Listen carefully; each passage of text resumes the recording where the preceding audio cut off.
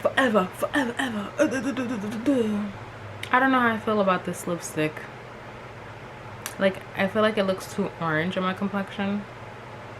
But like, we're just gonna ignore it. We're just gonna, if I don't like it, I could always refilm. So you have New York. It's, hey, how's it going? How's life? My name is Sophia. Welcome back to my channel. So it's been a while. I think it's been about 2, maybe 3 weeks since I last uploaded a video, and the reason for that is because I've been going through some stuff and I didn't really feel like posting or filming. So as a result, you guys are gonna get a June wrap-up, and it's super late, but what can I say? You will be getting my July wrap-up either Thursday coming up or next Sunday, depending on my mood, depending on whether or not I feel like filming. I'll probably just try to pre-film a couple of things before. But yeah, so for the month of June, I don't know why I keep wanting to say May, I read a total of 4 books, I think. Yeah, I read a total of 4 books, I believe, and I actually forgot to mention one book in my May wrap-up, and so that is going to be the first book I start off with. Yeah, so the final book I read in the month of May that I didn't get a chance to talk about is the 5th season by N.K. Jemisin. In this world, you are following our main character Esun, who comes home to find that her son has been murdered and her daughter has been kidnapped by her husband. So she goes on a quest to find them. Unfortunately for her, this is in the middle of a 5th season, and in this world, 5th seasons are basically these apocalyptic events. She basically has to find her daughter while it's the end of the world.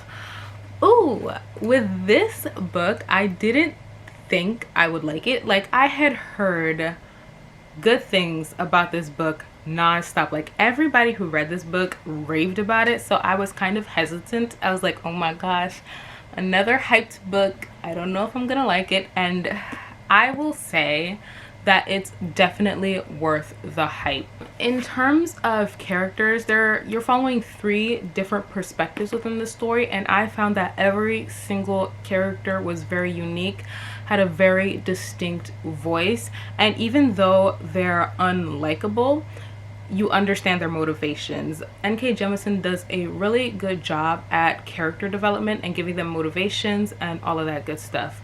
The plot, I will say, was a bit on the slower side, especially in the beginning. The first couple of chapters, I'm not gonna lie, I had no idea what was going on. It just went over my head. But as the story goes on, you're piecing together what happened, and it's when you get to the end, you're just like, why did she do this to me? Like, why it's just that good. It's mind-blowingly good. Oh, I really liked it. In terms of world building and magic system, I would say that this is a very geological magic system. They're very in tune with the earth. The magic users in this book are called Orogens, by the way, and it's almost mathematical the way they have to use their magic system. It has to be very precise, or else they could cause a volcano to erupt, or, you know, cause a massive earthquake and things like that. So if you like geography, if you like, I would say, a more harder magic system, I would definitely recommend. One thing I've heard people complain about is the fact that this story is told in 2nd person, and for me personally, it didn't bother me. Once I got to the end, I understood it. Like, I was just like, oh, this is why she chose to write this specific perspective in 2nd person. If you're afraid of 2nd person, don't worry about it too much. Only one of the perspectives is written in 2nd person, so One of the biggest appreciations I have for the fifth season is the way it discusses racial themes.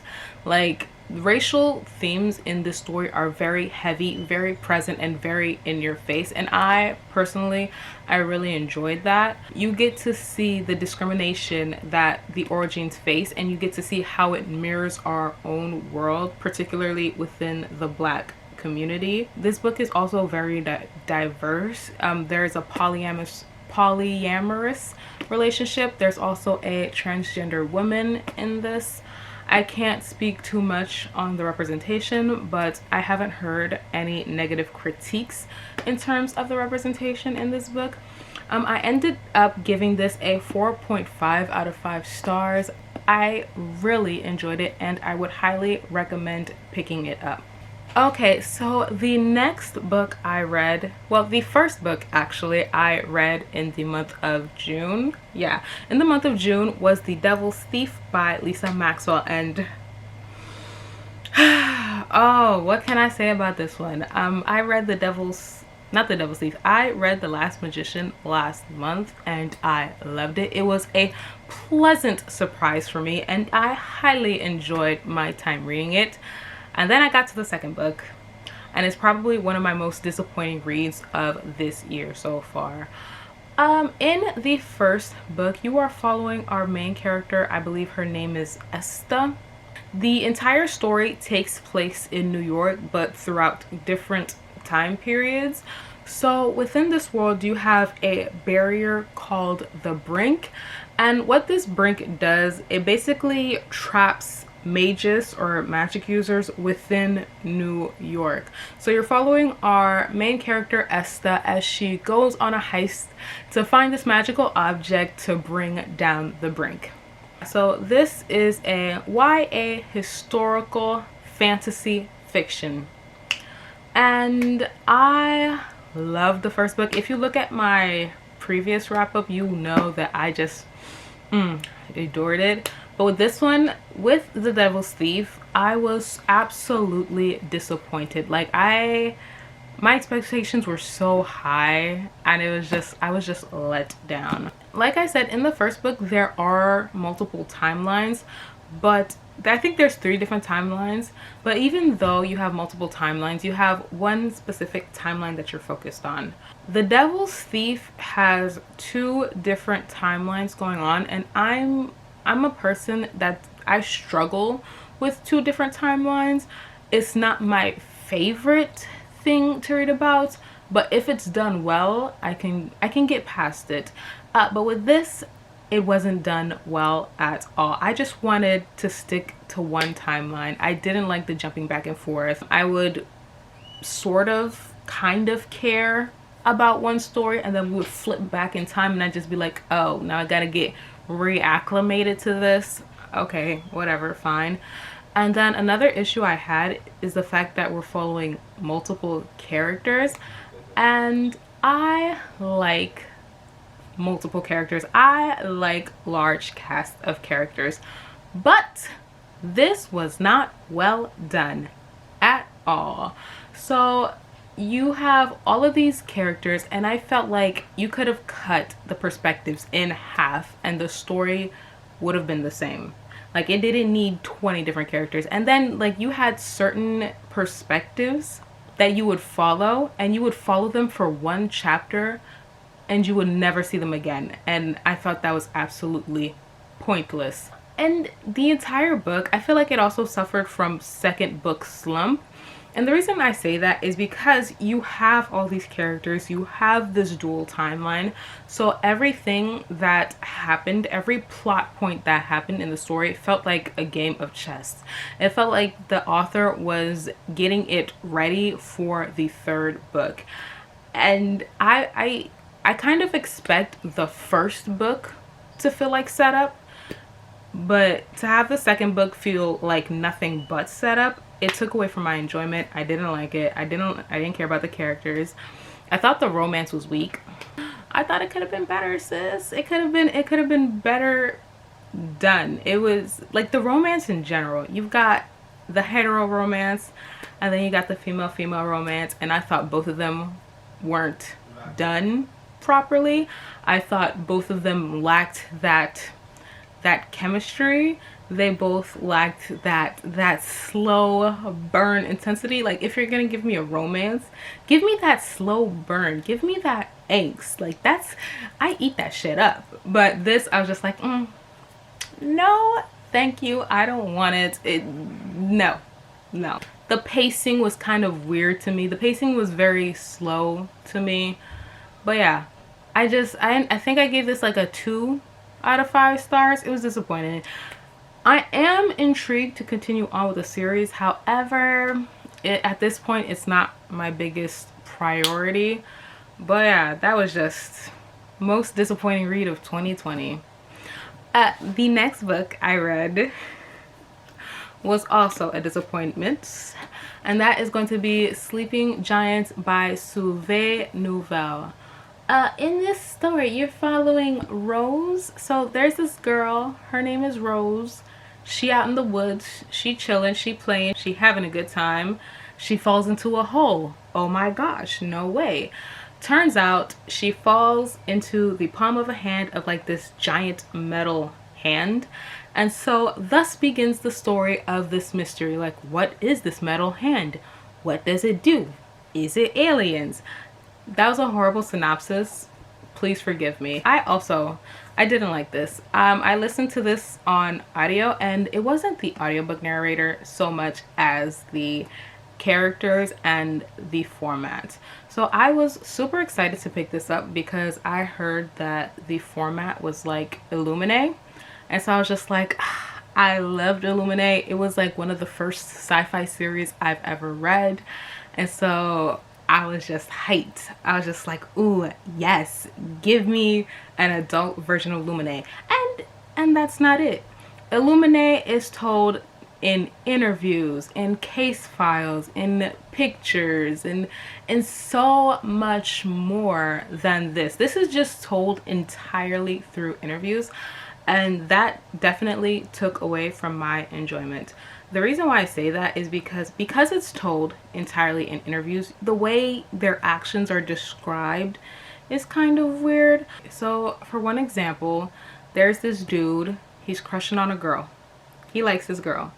And he's talking to this anonymous interviewer, and he's basically telling, that's what it was. He's telling the interviewer all of his emotions and what he felt. And I'm just like, this takes away, because most writers are taught show, don't tell. And so this entire thing was telling, and it suffered because it's the interview format. It can't help but tell and not show. Another thing I didn't really like was the characters. I hated every single one of them. They're all morally gray. They're all assholes. And I normally don't mind, but I didn't care for any of the characters in this story. There's this one character specifically, this science lady. Ooh, I hated her with a passion, and every single time I had to read her parts, I was just like, no, I don't want this. I did enjoy the audiobook. I hated the story, but I enjoyed the audiobook. And I feel the reason for that is because there are multiple narrators, and because it's told in interview format, you get to hear the different voices, and I really liked that. Would I recommend this to somebody? I think I would recommend it to like a sci-fi newbie. Like, if you're new to sci-fi, I would recommend this. I'm fairly new to sci-fi. I don't read a ton of it, so this was very easy to digest, very easy to follow along with. I just didn't like everything else about it. Another thing I did enjoy besides the audiobook narration was the question of morality. Throughout the story, there is a theme of how far will you go to help humanity? How many people are you willing to sacrifice for the greater good? And I thought that question was very interesting, and it was very interesting to explore and see how our characters navigated their decisions. And that was about the only thing that I found interesting. I think I gave this a 3 out of 5 stars. I either gave this a 2.5 or a 3 out of 5 stars. I'm not sure, I don't remember, don't care to look it up. This reading month honestly wasn't the best.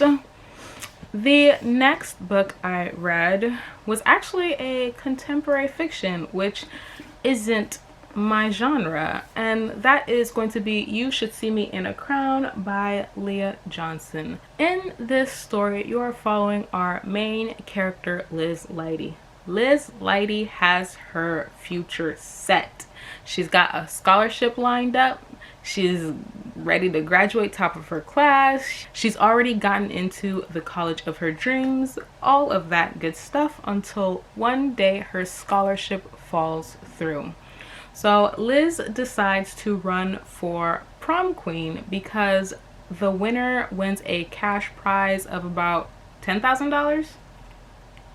So the winner wins a cash prize about $10,000. This is also a very cutesy female romance featuring Liz and Shawty. My major critique I had through this book was particularly through the middle towards the end. There was a miscommunication trope, and I feel like miscommunication tropes, particularly in romance, aren't ever done well, because it's just like, sis, if you were to just talk, if you were to just use your words, half of your problems would be solved. But does she? No. And that was like my biggest pet peeve when reading this. Like, I couldn't even root for the romance because I was just like, just talk to her, like she'll understand. Just talk, just use her words, it's not that hard. One really strong aspect of this story was Liz's family. I enjoyed watching her relationship with her brother. I loved seeing her with her grandparents. The family dynamic was so cute, and to see Liz's parents, or not parents, but like to see Liz and her family be so accepting of her, so loving and supportive of her, was like so cute and precious to me. I absolutely loved it. Another critique I had was the lack of development for Liz's friends. So Liz has her best friend Gabby, another best friend Jordan, and then she has two best friends on the side. I don't even know their names because they weren't properly developed, in my opinion.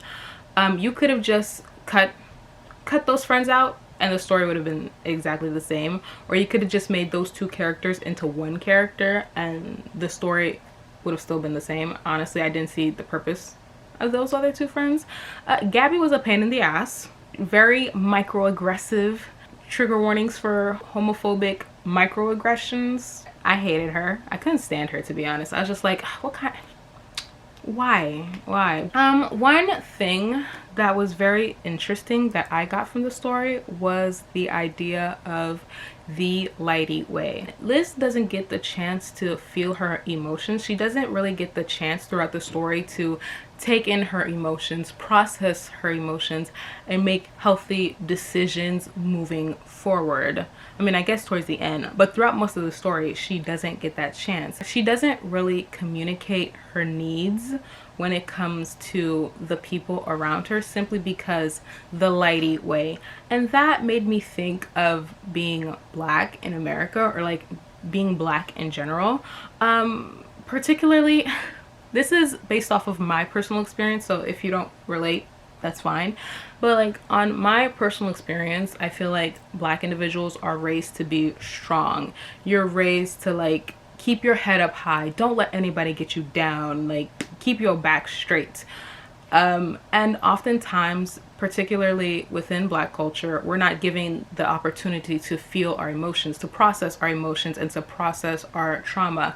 And like, that's where you get the stereotype of strong Black women. And if you don't know the damage that that stereotype causes, I highly recommend picking it up. But yeah, Liz does fall into certain tropes of being a strong Black woman, you know, like don't let them see you cry, don't let them see you down. This idea of constantly being strong, it is challenged towards the end, but personally I wish that it was challenged more throughout the story. I wish it wasn't only in the end that we got to see this. I know it probably sounds like I didn't like this story, but I really did. It was really fun. It was really cute.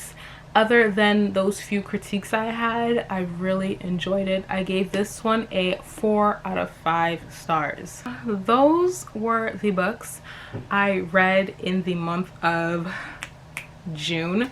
Feel free to comment down below. Let me know some of the books you guys read in the month of June. I hope you enjoyed the video. I hope to see you soon with another video, and until then, I will see you soon. Bye.